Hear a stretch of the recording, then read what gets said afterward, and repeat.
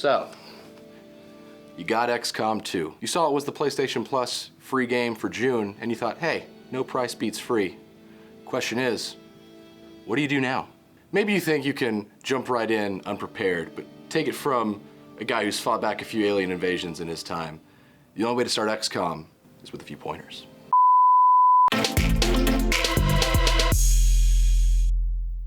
So we'll start real basic. XCOM 2 is a little different from the average XCOM game in that it takes place in a timeline in which we lost. Humans have been defeated, and we are now serving the alien overlords. But XCOM is down but not out. So when you start a new game, you're gonna see a few difficulty options: Rookie, Veteran, Commander, and Legend. If you're watching this video, you have no business being on Commander or Legend. Trust me, you will thank me for it later. So I would suggest, if you've never played a turn-based tactical game before, start on Rookie. There's no shame in it. The game's still got a fair amount of challenge, and you'll have fun along the way. If you've played turn-based tactical before, go on Veteran. You'll be rewarded for the challenge, and you'll still have some fun. There is a modifier known as Iron Man. Iron Man makes it so that you cannot save your game. After every decision, the game auto-saves, so no matter what you do, you are stuck with your choices. Do not play Iron Man on your first playthrough unless if you want to lose. And lastly, if you have never played XCOM before, do yourself a favor, turn on the tutorial option. It's a little hand-holdy, but only at the start, and it'll make sure that you don't make any early decisions that are gonna cost you a lot later. XCOM 2 is a long play game. Everything you decide early on can affect you later on, so you wanna set yourself up for success as much as possible when you start that game. We've started our game, Rookie or Veteran, and we've got the tutorial mode on. You're gonna be taken immediately to a scripted combat scenario in which you are rescuing yourself, the commander of XCOM. You'll come out of that mission with some casualties, but don't worry, that's supposed to happen. All that matters is the commander's safe and you've got a nice new soldier to upgrade.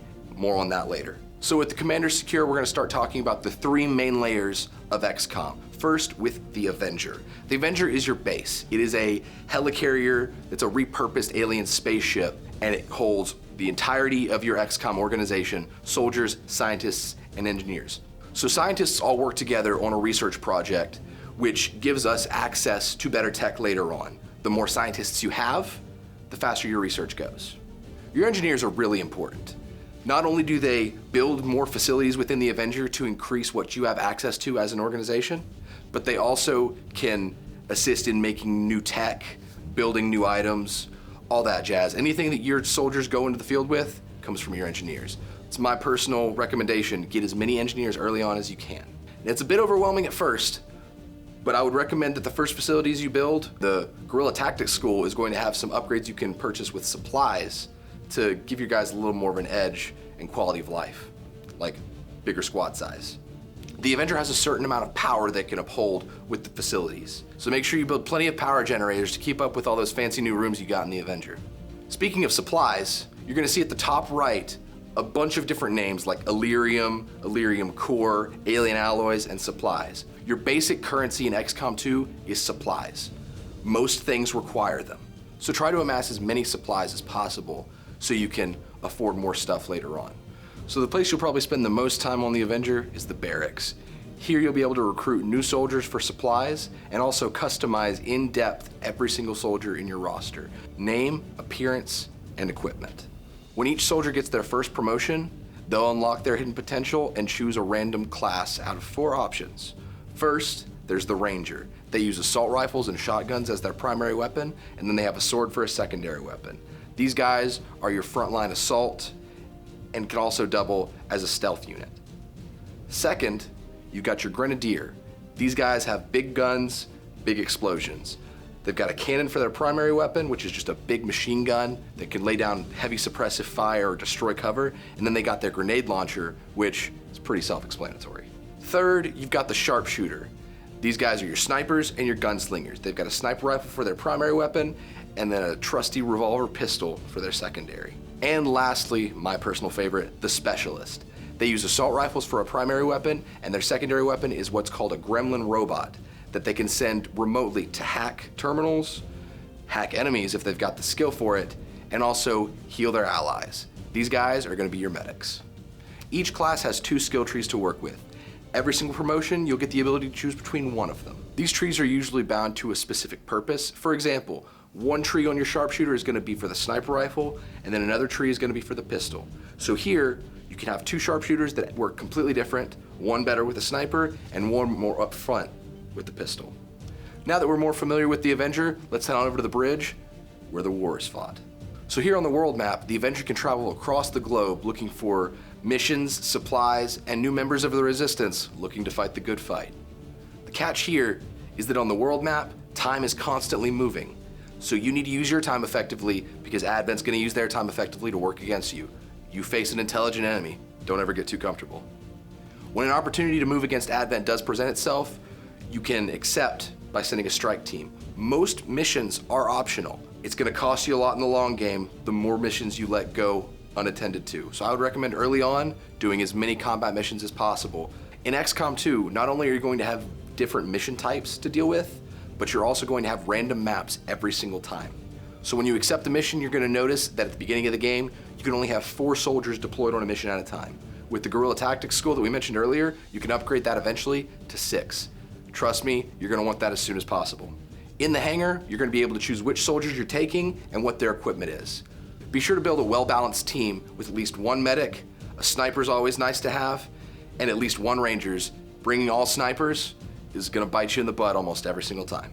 Some missions, your squad will be undetected when you arrive. Use this to your advantage. The Advent will be patrolling, but they don't know you're there. Set up an ambush because once one guy's revealed, everybody's revealed. So when moving your soldiers, you'll notice that there's a blue area and an orange area. If you move a soldier to a blue area, you can move and then use an additional action.